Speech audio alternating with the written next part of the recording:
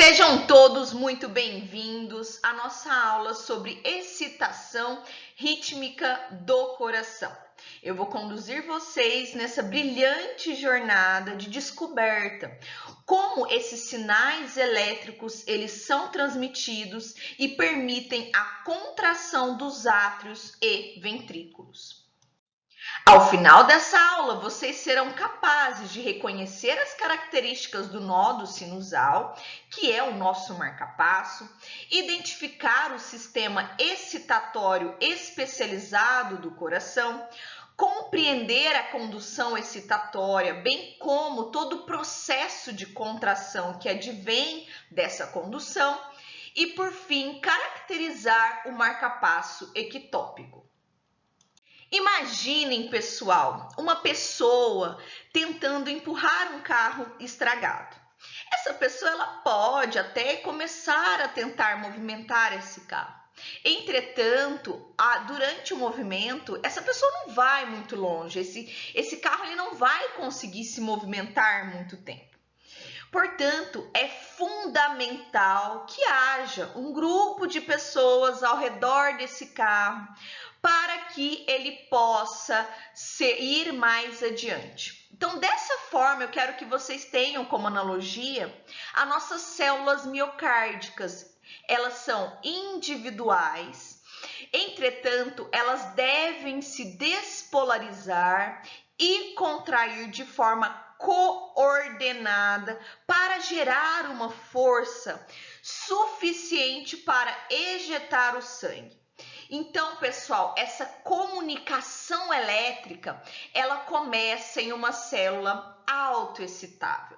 Então, o nosso coração é um músculo pulsante, capaz de bombear o sangue para o resto de todo o nosso corpo.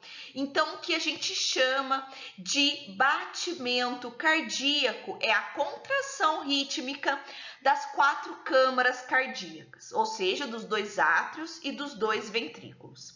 Sendo que cada batimento cardíaco ele é estimulado por sinais elétricos que viajam por uma via específica do coração, por meio da condução elétrica coordenada. Então, esses sinais, eles podem ser rastreados por meio do eletrocardiograma. Esses sinais do coração, eles começam no nó do sino atrial, que fica na câmara do átrio, na região direita, na câmara direita superior. Em seguida, esse sinal ele viaja na direção dos átrios direito e esquerdo, causando uma contração, que a gente viu que faz parte do final da diástole, levando esse sangue para o ventrículo direito e o ventrículo esquerdo. O sinal elétrico ele continua para os ventrículos por meio do nó atrioventricular e depois para o tecido que separa os ventrículos por meio do feixe de His. Então, esse sinal continua descendo, seguindo pelos feixes direito e esquerdo nos ventrículos. Então, quando esse sinal alcança os ventrículos, ele causa contração, bombeando o sangue para os pulmões ou mesmo para a circulação sistêmica, completando o batimento cardíaco. Então, esse sistema ele funciona como um marca-passo do próprio corpo e mantém o coração batendo num ritmo normal de 60 a 100 batimentos por minuto. Então, se esta atividade for interrompida por meio de uma lesão no coração ou por uma qualquer outra patologia, o coração poderá passar a bater em uma velocidade anormal ou mesmo num ritmo irregular.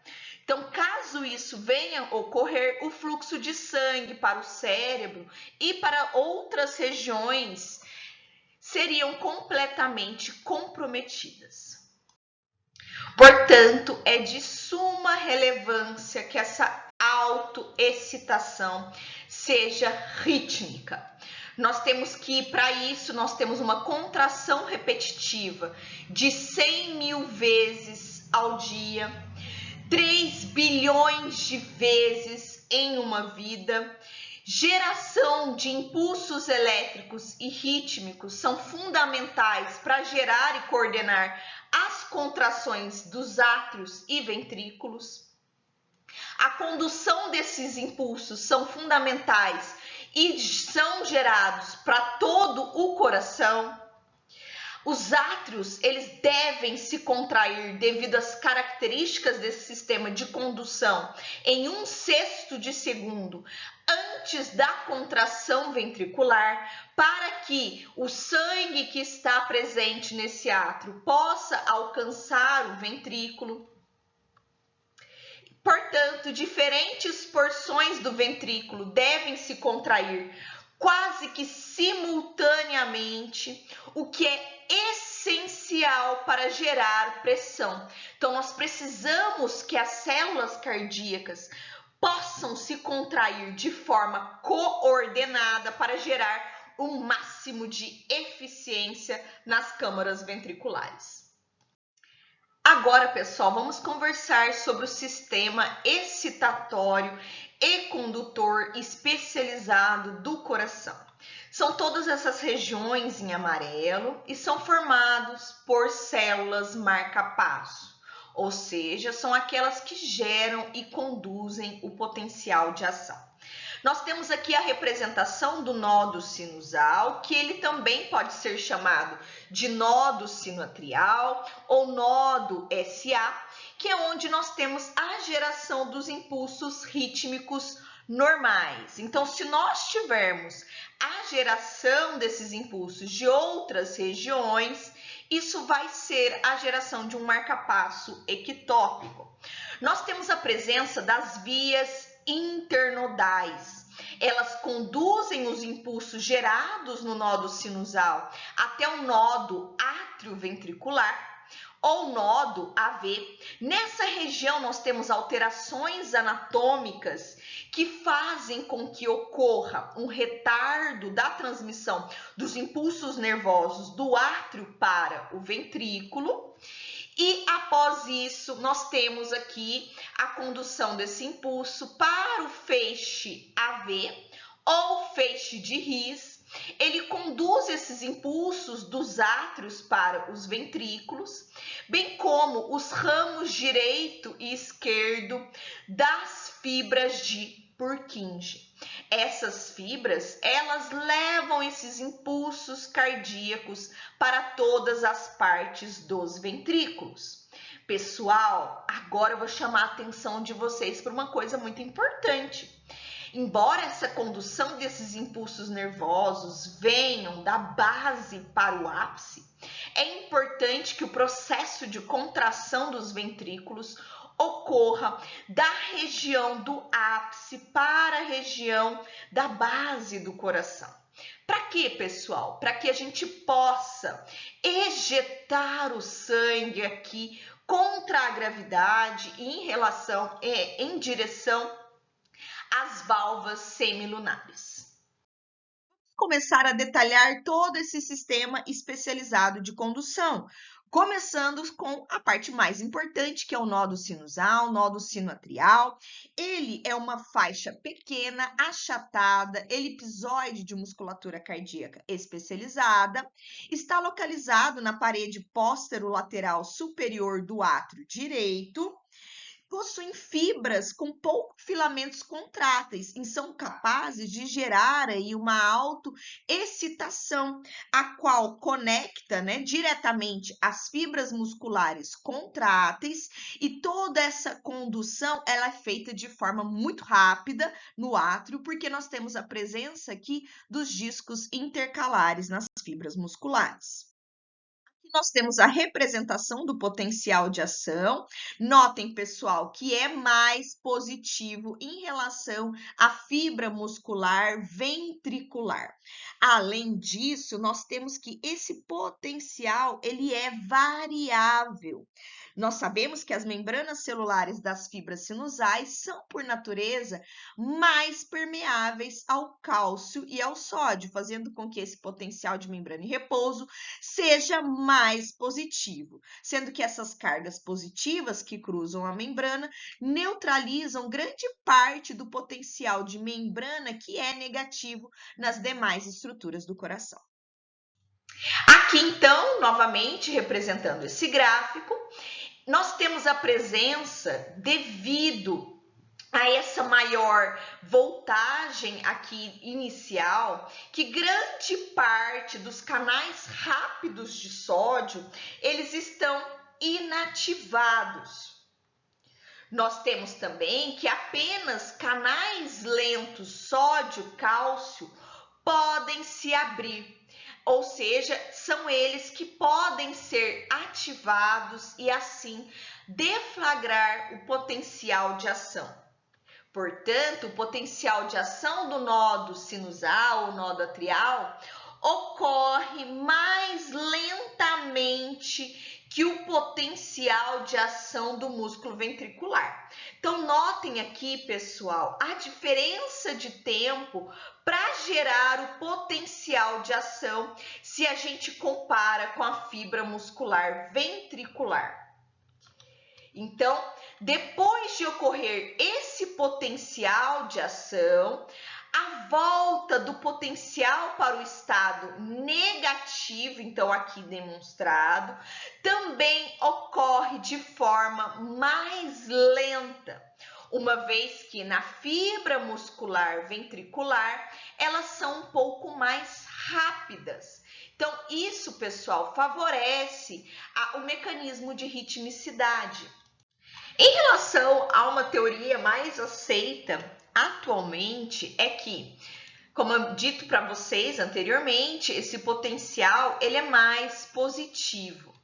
E esse potencial ele é conhecido como potencial marca-passo, uma vez que ele é instável. Então, diferente das demais células que têm um potencial de membrana em repouso mais constante, nesse tipo de célula nós temos esse potencial marca-passo, que ele é instável. Então, sempre que o potencial marca-passo ele pode atingir o limiar, as células autoexcitáveis são capazes de gerar um potencial de ação. Então, até o momento, nós sabemos que existem canais conhecidos como canais I, F. O F, pessoal, é de Fanny, devido à característica bem diferenciada desse tipo de canal. Esse tipo de canal IF, ele é permeável tanto ao potássio quanto ao sódio. Então, quando esses canais se abrem em potenciais de membrana negativos, nós temos um influxo de sódio, ele pode exceder o efluxo de potássio.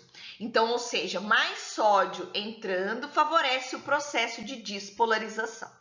Então, o influxo do líquido de carga positiva despolariza lentamente as células autoexcitáveis. Então, nós temos aí essa despolarização mais lenta, gerando o potencial de membrana movendo-se continuamente até o limiar para ser gerado o potencial de ação. Então, quando o potencial de membrana alcança o limiar, nós temos que canais cálcio se abrem. Então, a abertura desses canais favorecem a entrada do cálcio, que entra rapidamente, gerando a fase de despolarização rápida do potencial de ação. Então, esse processo, pessoal, ele é diferente de outras células excitáveis, nas quais a fase de despolarização é devida à abertura de canais de sódio controlados por voltagem. Nós temos que quando esses canais de cálcio se fecham, aqui localizado no pico do potencial de ação, Os canais de potássio lentos se abrem e nós temos a fase de repolarização do potencial de ação autoexcitável. Então, nós temos aqui a resultante, portanto, do efluxo de potássio hiperpolarizando essa célula. Então, essa fase é conhecida como fase de repolarização. Aqui nós temos o fechamento desses canais lentos, necessariamente voltando ao potencial de membrana inicial. Então, novamente, nós temos esses canais IF sendo abertos e gerando novamente esse potencial de ação. Então, eu disse para vocês que essa membrana ela é altamente permeável ao íon sódio e aos íons cálcio. E por que, pessoal, que esse constante vazamento não faz com que essas fibras permaneçam continuamente despolarizadas? Nós temos que a presença dos canais do tipo L de cálcio, eles se inativam já a 100 a 150 milissegundos após a sua abertura. Então, nesse mesmo tempo, nós temos grande quantidade de números de canais de potássio se abrindo, gerando o processo de hiperpolarização. Dessa forma, o influxo de íons positivos cessa, enquanto, ao mesmo tempo, grande quantidade de íons potássio se difundem para o exterior da fibra. Então, esses dois efeitos negativam o potencial de membrana, que volta a seu valor de repouso, pondo fim, então, ao potencial de ação. Então, os canais de potássio, eles permanecem abertos por mais algum décimos de segundo, permitindo a saída das cargas positivas do interior da célula, resultando em um acesso de negatividade dentro da fibra. Então, conhecido como um processo de hiperpolarização. Aí fica outra questão. Por que esse estado de hiperpolarização não se mantém de forma permanente? Nós temos que, pelos próximos décimos de segundo após o potencial de ação, cada vez mais canais de potássio vão progressivamente se fechando, então diminuindo esse processo de hiperpolarização. Então, o vazamento das cargas de sódio e cálcio para o interior da célula pode desequilibrar e ultrapassar o efluxo novamente das cargas de potássio. Então, faz com que esse potencial de repouso se eleve mais uma vez e, por fim, é possível atingir o limiar de descarga do potencial de ação. Então, todo o processo se inicia, né? A autoexcitação causa o potencial de ação, nós temos o processo de recuperação desse potencial, a elevação do potencial de repouso até o disparo e, finalmente, a reexcitação que deflagra mais um ciclo.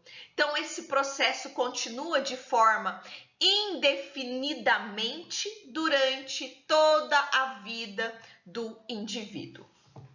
Pessoal, eu trouxe essa tabela para que vocês possam relembrar conceitos importantes do potencial de ação do músculo estriado esquelético e em relação ao miocárdio contrátil que nós vimos na aula passada, e assim poder comparar com a estrutura autoexcitável do nosso coração. Então, fica como dever de casa para que vocês possam ler essa tabela e compreender as diferenças. As vias internodais e interatrial transmitem os impulsos cardíacos pelos átrios. Então, no momento em que as fibras do nodo sinusal são capazes de gerar o impulso, essas fibras também se conectam diretamente ao tecido muscular atrial. Assim, esses potenciais de ação originados no nodo sinusal podem se propagar para essas fibras musculares atriais. Assim, o potencial de ação também se espalha por toda a massa muscular atrial e, por fim, chega ao nodo AV. Então, a velocidade de condução na maior parte do músculo atrial é cerca de 0,3 milissegundos, mas a condução é mais rápida, de até 1 milissegundo, em regiões de pequenas faixas de tecido atrial. Então, essas pequenas faixas, né, elas são denominadas bandas intraatrial anterior, que cursam pelas paredes anteriores dos átrios. Nós temos também as fibras internodais, que estão presentes pelas paredes anterior, lateral e posterior dos átrios e terminam no nodo AV. Então, elas estão representadas aqui nesta figura e são conhecidas como vias internodais, anterior, média e posterior. Nós temos uma maior velocidade de condução nessas faixas, e elas podem chegar toda a informação até o nodo AV, porque são fibras também condutoras especializadas, semelhantes às fibras de Purkinje ventriculares, as quais a condução é quando a informação chega no nodo atrioventricular, aqui representado. Nós temos um importante passo aqui que é fundamental para o funcionamento do nosso coração. Nós temos um retardo da condução do impulso dos átrios para o ventrículo, né? Então, na região aqui dos ventrículos. Isso se dá porque nessa região e que está localizado na parede posterior do átrio direito, atrás da válvula tricúspide, nós temos um retardo da condução de 0,16 segundo antes que o impulso contrátil chegue ao tecido ventricular. Isso, se a gente lembrar da aula passada, isso garante com que a contração do átrio seja antes da contração do ventrículo. Nós temos também o sistema de Purkinje ventricular. Esse sistema, pessoal, então toda a informação que chega no nodo AV vai até o feixe AV e atinge, por último, a rede de Purkinje. Eles são formados por fibras calibrosas que conduzem o potencial com velocidade de 1,5 a 4 milímetros por segundo, sendo representado por 6 vezes maior que o músculo ventricular e até 150 vezes mais rápido que as fibras do nodo AV. Como eu disse anteriormente para vocês, nós temos a presença aqui de uma menor quantidade de junções comunicantes. Nós temos a transmissão é feita então praticamente de forma instantânea para toda a musculatura ventricular. É importante ressaltar com vocês que todo esse impulso, ele estimula primeiramente as células mais apicais do ventrículo em direção à região da base, para que a contração ela comece nessa região e vá em direção à base do coração. Então, por isso que é importante para o processo de ejeção do sangue. Então, o sangue sai dessa região e vai para a região pulmonar. Ou mesmo, nós temos também aqui do outro lado esquerdo o mesmo processo. Então, nós temos uma contração mais eficiente nessa região mais apical, não mais eficiente, uma contração anterior à região da base, facilitando a ejeção do sangue, vencendo a gravidade. É importante ressaltar que nessa região do sistema de Purkinje, nós temos grande quantidade de junções comunicantes, então elas são numerosas e muito permeáveis, favorecendo a passagem, então, dessa estrutura elétrica. Então, nós temos pouco ou nada de miofibrilas presentes nessa região, então elas são importantes apenas para conduzir a estrutura elétrica. Essa transmissão, ela é unidirecional, ela é de forma anterógrada e uma estrutura que garante e impede com que esses impulsos dos ventrículos possam atingir os átrios é a presença de uma barreira formada pelo tecido fibroso atrioventricular. Então, portanto, toda a informação que chega aqui no ventrículo, ele para nessa estrutura, não chega até o átrio novamente, sendo, portanto, de forma anterógrada. Essa figura, pessoal, resume todo o processo de transmissão do impulso cardíaco ao longo de todo o nosso coração. Então, esses números, pessoal, representam os intervalos de tempo em frações de segundo entre a origem do estímulo no nódo sinusal, no nosso marca-passo, e sua chegada em cada ponto respectivo do nosso coração. Então, é importante ressaltar que o impulso ele se espalha com velocidade muito moderada pelos átrios, tem um retardo de 0,1 segundo na região do átrio, do nódo AV, nós temos aqui a representação nessa região, antes de atingir o feixe AV na região do septo. Então, uma vez atingido nesse ponto, ele se espalha muito rapidamente por meio das fibras de Purkinje por toda a superfície endocárdica dos ventrículos. Então, assim, o impulso, mais uma vez, ele se espalha com menor rapidez pelo músculo até as superfícies epicárdicas. Então, pessoal, esse impulso ele é gerado de forma mais rápida na superfície endocárdica dos ventrículos e ele se espalha com menor rapidez pelo músculo ventricular até as superfícies epicárdicas. Então, é importante que vocês saibam esses tempos para que a gente possa detalhar todo o trajeto do impulso cardíaco pelo coração, que é de suma relevância para a nossa compreensão do eletrocardiograma. Então, o nosso marca-passo normal do coração, ele é formado no nódo sinusal. Em condições patológicas, nós temos aí a formação em outras regiões. Nós temos que as fibras do nódo AV e da rede de Purkinje também podem produzir excitação intrínseca. O nódo AV, por meio de descargas com frequências de 40 a 60 vezes por minuto.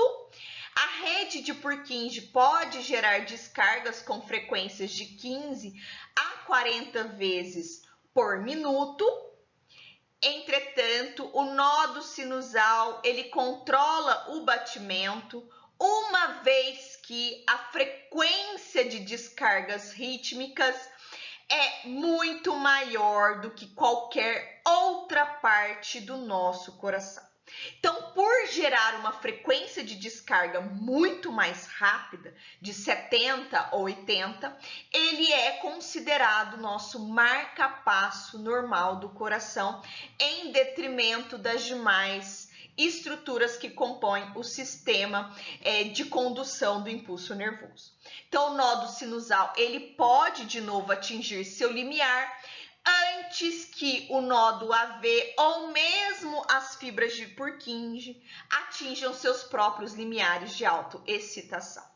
O marca-passo anormal ou marca-passo ectópico, ele produz sequências anormais de contração cardíaca.